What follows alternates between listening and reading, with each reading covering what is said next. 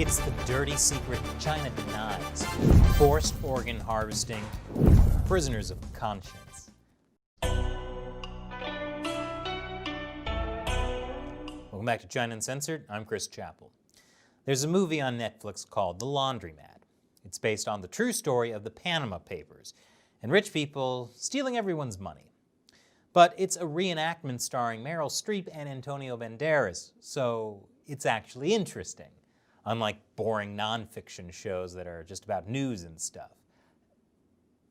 Anyway, there's a scene in The Laundromat where police in China kidnap a woman doing Falun Gong and harvest her organs, leaving her dead. He would say that the organs were harvested only after the prisoners were dead. But the Falun Gong were expendable, and a heart can bring $180,000 on the open market, depending on the blood type. This is known as forced organ harvesting. Basically, the Chinese Communist Party's state-run trade in human organs. And now that it's been in a fictional movie with big-name stars, it somehow seems more real. The victims of China's forced organ harvesting are allegedly prisoners of conscience. That means they're political and religious dissidents, like Falun Gong members, and Uigurs. Chinese officials deny the existence of a state-run organ harvesting scheme. A few years ago, they admitted that they used organs from executed prisoners. Those are people who were given death sentences for committing crimes. But they claimed that since 2015, China's official transplantation system has stopped using organs from executed prisoners. But Chinese officials have never admitted that they use organs from prisoners of conscience, even though they're still doing it. Remember, prisoners of conscience are arrested for their beliefs, not because they committed actual crimes. But there's plenty of evidence that proves the CCP is lying about organ harvesting. Shocking, I know. So is forced organ harvesting fact or fiction? In today's episode, we look at 6 things that show organ harvesting in China is sadly all too real. Number 6, unusually fast transplants. All over the world, people who need organs get on a waiting list. In the US, nearly 92,000 people are on the kidney transplant waiting list. That means a wait of several years for a kidney donor. In some states, depending on your blood type, it can be as long as 10 years. But not in China. In China, the wait can be as short as 2 weeks. And you can even schedule an organ transplant on a specific date. Good for you, bad for the organ donor. That's what Israeli surgeon Dr. Jacob Levy says. He points out that scheduling a heart transplant means scheduling someone else's death. If a patient was promised to undergo a heart transplant on a specific date, this could only mean that those who promised that knew ahead of time when his potential donor would be dead. Human rights lawyer David Mattis is the co-author of Bloody Harvest, a study into forced organ harvesting.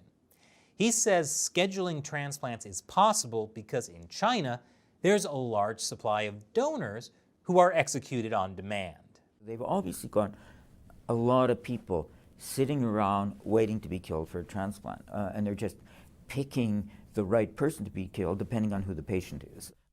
None of that waiting in long lines for organs like in backwards places like America. The Chinese Communist Party understands supply and demand, with Chinese characteristics. Number 5, transplant tourism. A BBC reporter went to a hospital in Tianjin City, China, and interviewed a Korean patient who came to China for a new liver. This undercover reporter captures a Korean patient recovering from a liver transplant at a hospital in Tianjin City, China. In the US, the median waiting time for a liver can be as long as 4 years depending on your blood type. But in China, the wait list is short, especially if you're not too picky about where the organs come from. The nurse says they did 7 transplants on the previous day.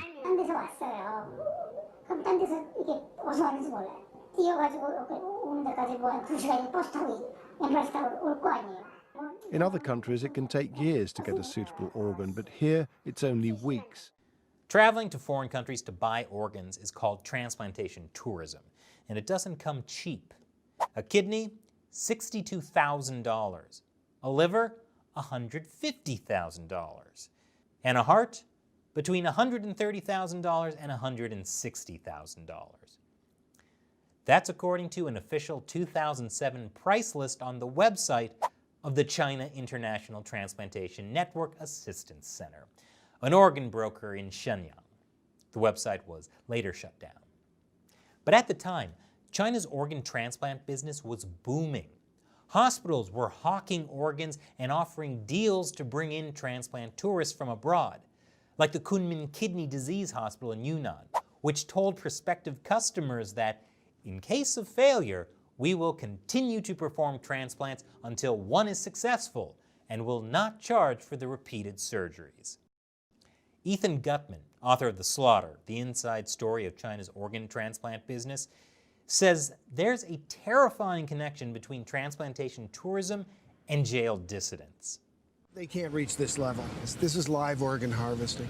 Falun Gong in the main, but also Uigurs, Tibetans, House Christians. These are the groups that have been targeted from the beginning, and they continue to be targeted. We see no hospitals closing. We see no transplant centers struggling.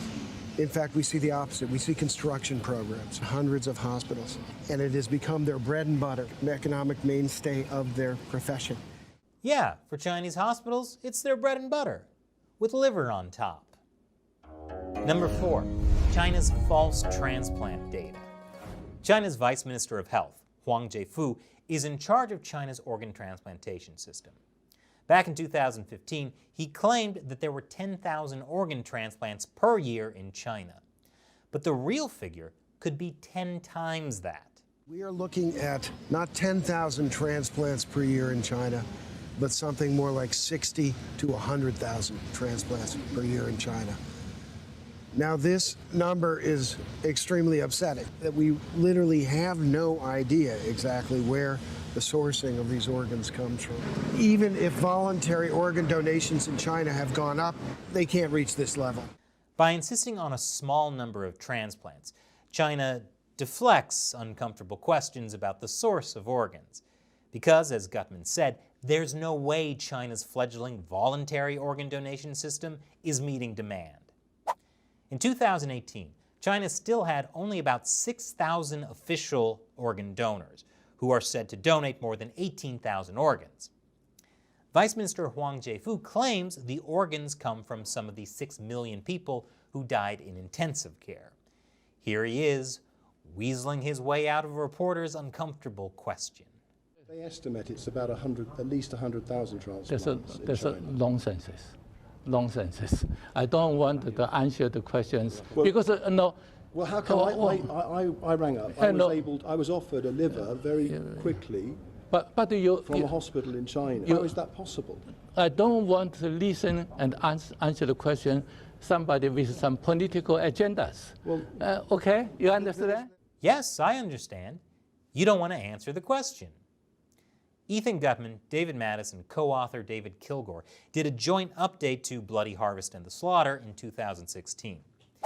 In it, they used a host of factors to stand by their figure of 60 to 100,000 organ transplants. They kill people in a brutal way and then they sell their vital organs. The Nazis didn't do that. Yes, as the Chinese Communist Party sees it, killing all those Jews in gas chambers? Total waste of good organs. And remember what I said earlier about how Chinese officials claim that they had 6,000 organ donors in 2018? Well, it looks like they may have completely made those numbers up. I know, you're shocked. Last year, a study came out that showed China's official organ donation numbers are likely falsified data. How did the researchers figure that out? By doing basic math. They found that China's data for voluntary deceased donors, kidney transplants, and liver transplants conform to 3 almost perfect quadratic equations. Yes, quadratic equations.